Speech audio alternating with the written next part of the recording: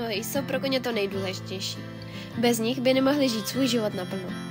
Možná někteří z vás ví, že když jsme si Lidy brali, měla hnilobu kopyt. Léčili jsme ji několik měsíců a naštěstí jsme to zvládli. A od té doby byl klid. Hniloba kopyt neboli střelu je bakteriální onemocnění kopytní střelky. Nejčastěji se objevuje ve vlhkém znečištěném prostředí a ve špatně vyčištěném boxu, nebo když je kůň dlouho v blátě. Typické příznaky. Černý mazlavý výpotek, nepříjemný zápach, měkká až rozpadlá tkáň střelu a někdy i bolestivost při došlapu.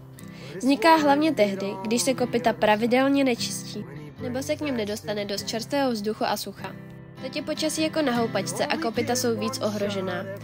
Vzhledem k tomu, že začíná podzim a máme tady zase bahnivou sezónu, dávala bych si na to bacha. U Lidy se teď taky kvalita trošku zhoršila a proto je důležité to nepodceňovat. Jak se hnilobě vyhnout a jak přesně pečovat o kopyta, to si zase řekneme někdy příště.